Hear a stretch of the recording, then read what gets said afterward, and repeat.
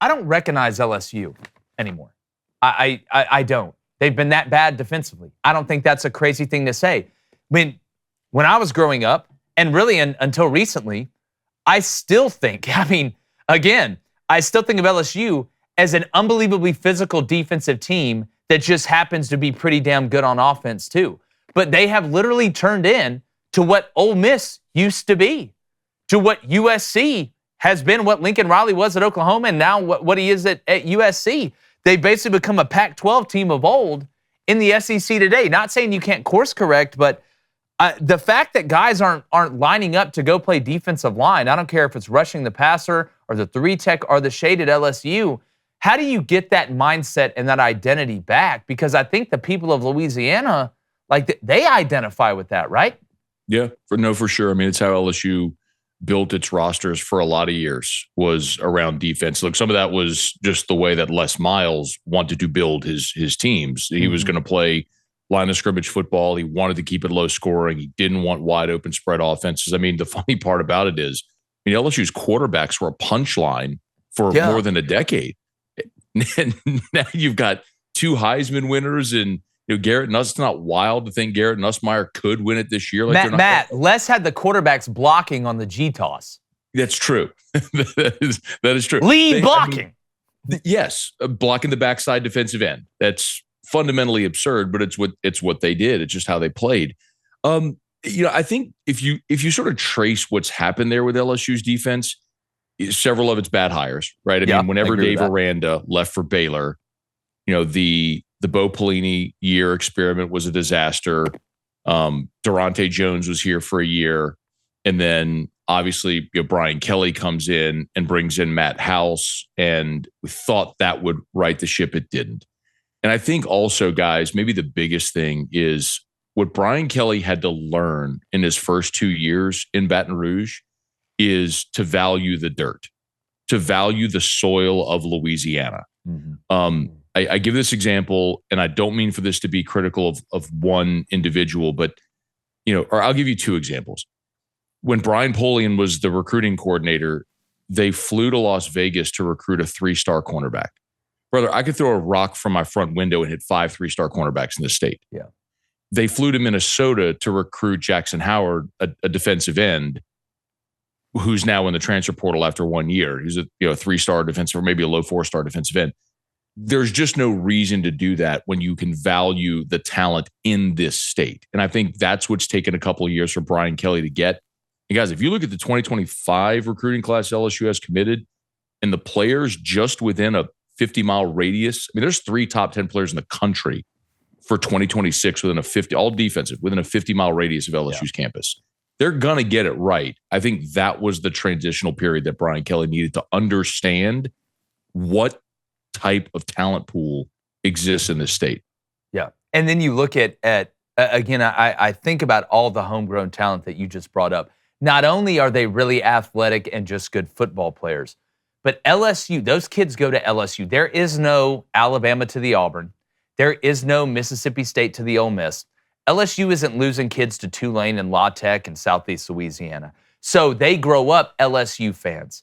They grow up willing to do whatever they have to do, put their bodies on the line, and it does just mean more. And if I think you're exactly right, you can recruit nationally. That's great. You can go out and get if there's a wide receiver in California that's the next Julio Jones, you can go get him. But that team needs to be made up of Southern kids and kids from the boot. That's what it needs to, because I do think there is an even bigger return on that investment. But when you look at the team this year, do you think we are going to see, because Blake Baker, I think, Matt, is a hell of a coach.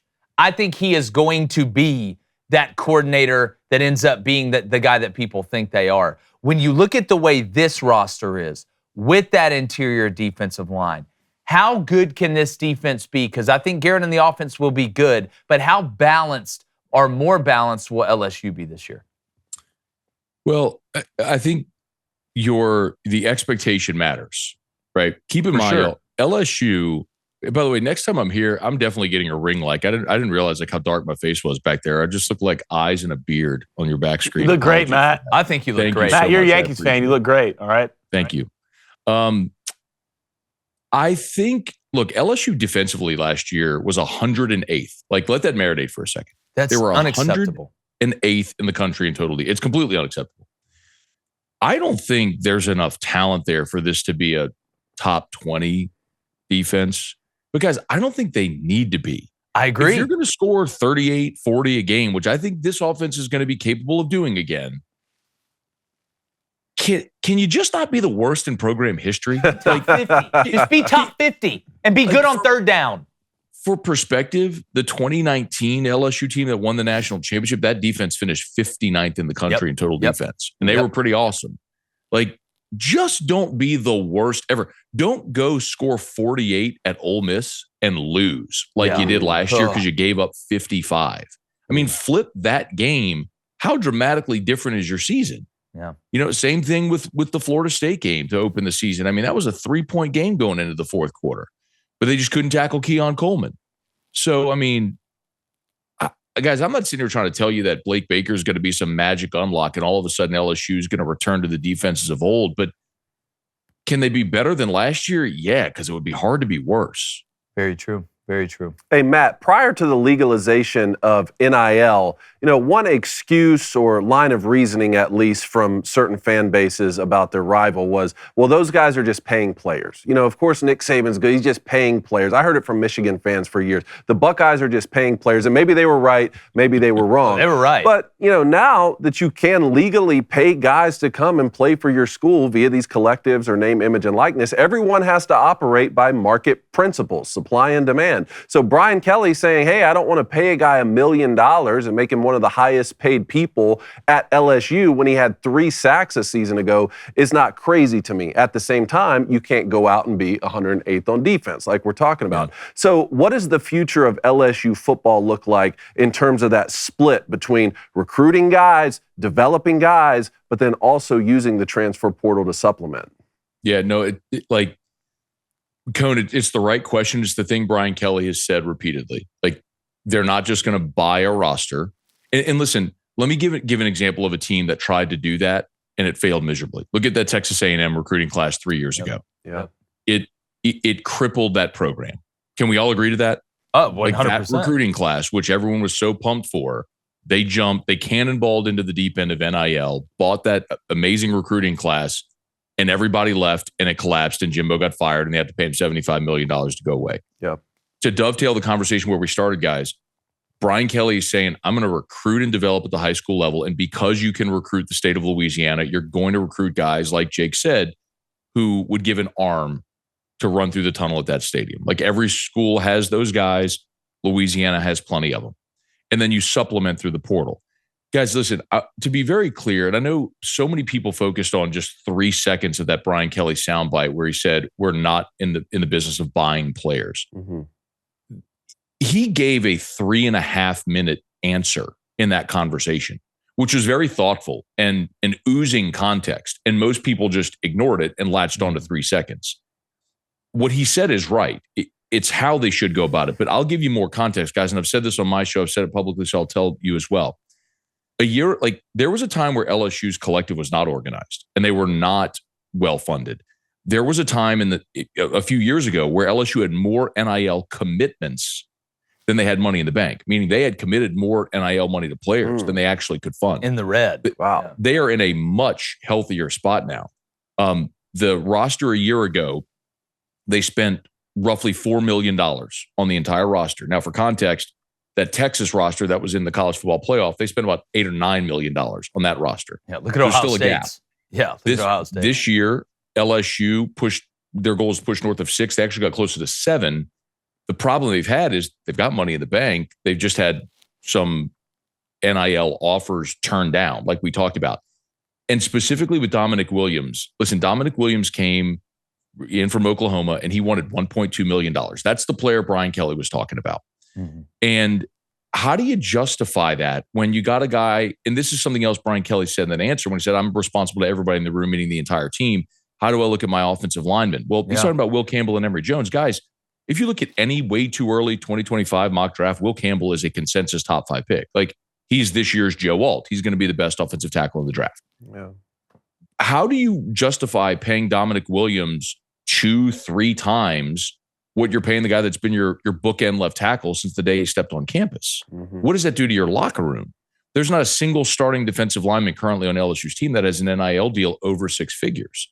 You're going to pay Dominic Williams 15, 20 times their number for 4 months. Like, if that's Caleb Williams, okay, because that guy can help me get to a championship immediately, right? You're talking about a transcendent quarterback.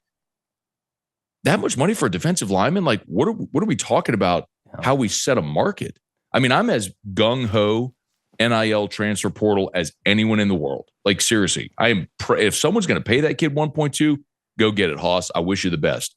But I can also respect how Brian Kelly's looking at it going, why would I do that? And what are the ripple effects to my entire roster if I did that? Mm-hmm. But this misconception that LSU's broke and has no money is factually inaccurate. I mean, I'll tell you flatly, they've got about $2 million in basically unused powder that they had allocated for players, either players returning or players coming in via the portal that's currently unclaimed. So it's like they could have paid. I got a year of eligibility. Well, right? I got a year. Right? They could have paid Dominic Williams 1.2, but what precedent are you setting if you do? Well, also, and we don't know, hey, you're sitting there looking at the coffers and you're like, all right, we got $2 million of unused powder right now.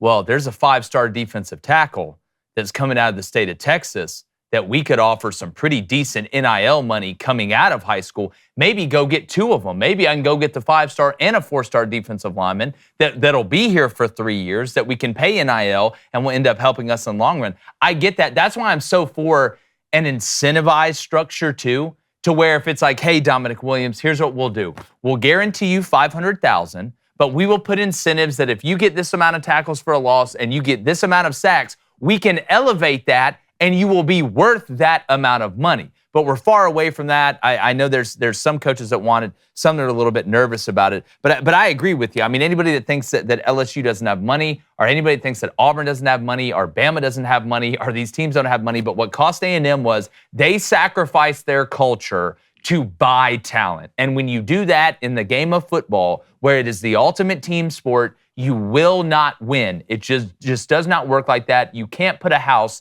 if you don't have a foundation, and that's what cost A&M, in my opinion, Blaine. I love it. What's up, Maddie? Good to see you here, buddy. Go Yankees. As always, you put that hat on. You're damn right. God. How about 5 in a row, Blaine? I know.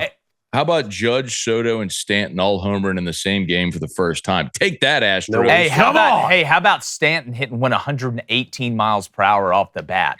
That's basically our government's going to stop funding weapons to somebody if he does it again. God, there's nothing like watching the Astros lose. It's just they're just. I mean, this is speaking of weird.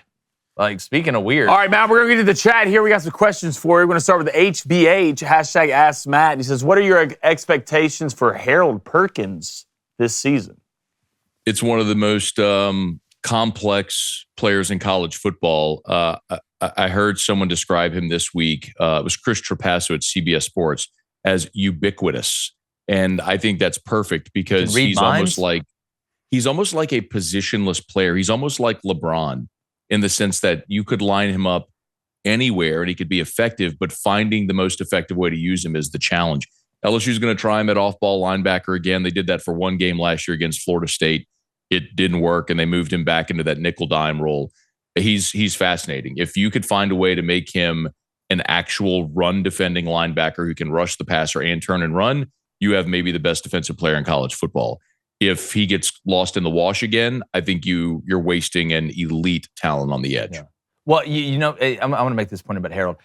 He, to me, is like that basketball player that can't do anything else but drive.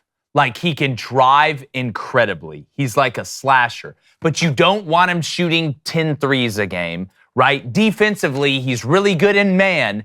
Anything outside of that, because Harold Perkins struggled to see it last year because there's so much going on in front of you as an off-the-ball linebacker. Yep. At nickel, you're kind of expanded out. You limit, the space that you operate. But if I'm at Mike or Will and I'm in that box and I'm having to read pullers and I'm having to do things with the eye discipline it takes and just seeing it slow down, I agree, man. It's tough. All right, let's go to Tom H. He says, I love when these two collab, Tom. I do too. He says, Matt, do you think LSU's roster is good enough to make the playoffs this year? I do. I think the schedule works in their favor a bit as well. They get Bama and Ole Miss at home. Yep. Oklahoma will be at home this year as well. So I think the schedule works in their favor. And because it's an expanded playoff, can we all agree, guys? Like, I think if LSU or any SEC team is 10-2, you're going to be in a You're in. You're in. You're in. We agree. Okay. We're talking about 9-3 possibly. Yeah, we were talking about 9-3 earlier. Like, if it's the right 9-3 and you play hot at the end. Yeah, maybe so. But 10-2 feels like if you're 10-2, you're going to be in. Yeah. And I mean, Vegas has LSU pegged over under 9.5. And I just mentioned, I think their 3 toughest games are all at home. So they do have to go to A&M. That'll be interesting to see what they are. But I think 10-2 for this team and a back end of the playoff is plausible for this team. Absolutely. Definitely. All right, one more. Let's go to Landon Baroni. Landon, I totally messed up your last name, but we're not going to talk about that. Hashtag Ask Matt. Is it more likely that LSU has a top 3 rushing attack in the SEC or a top 3 passing game? Oh, passing. I'd be surprised if they weren't top 3. And it's so odd, guys. Like, just think about this weird paradigm shift with LSU. We just talked about was a quarterback graveyard. LSU lost its offensive coordinator, who's a Broyles finalist, its Heisman Trophy winning quarterback, 2 first-round picks at receiver, and we're all like, yeah, they're going to be awesome on offense again. Yeah, like, not going to miss a beat. Yeah. But it's kind of plausible, man. I mean, Nussmeier's a 4th-year player who looks awesome. Kyron Lacey looks like he's ready to be the next great receiver. They are dripping talent at receiver. It's actually unfair. And you got 4 of your 5 starters on the offensive line back, 2 of whom are on everybody's way too early, mock draft as first-round picks next year. So that offense should be awesome. The one question is your running back depth. But man, I don't expect the passing game to drop off much, if at all. I think they'll easily be at or near the top of the SEC in passing offense again. The real question for this team is going to be on the defensive side of the ball. Without a doubt, man. Well, there's no question when you come on, Matt, whether it's going to be good stuff or not. Tell everybody where they can find your work. Thanks for getting up with us this morning. But you're a father, so you're already up. I've been up since before the sun. Yeah, man, if you could spell my name, you could find me online, Moscona, Afternoon Drive all over Louisiana, YouTube, everywhere as well. And before I go, I would like to say, Cone, I absolutely loathe country music.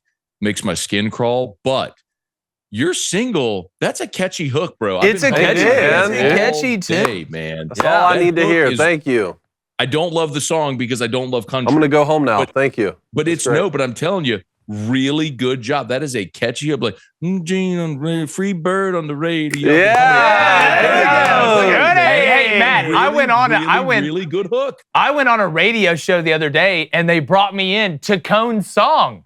That was the song that brought me in. It's a movement, Matt. There's 5 more songs coming out. Now I'll compliment you and your bourbon. Yeah, one of them's called your bourbon selection. Moscona. Don't leave me. He holds up his coffee. He held up his coffee. I love your bourbon. Yeah, He holds up his coffee. You want to go back to the shelf? Yeah, that's exactly right. All right, Matt. Thanks, buddy. That's funny. All right, guys. All right, Matt Moscona, one of the best in the business. Subscribe. YouTube, subscribe.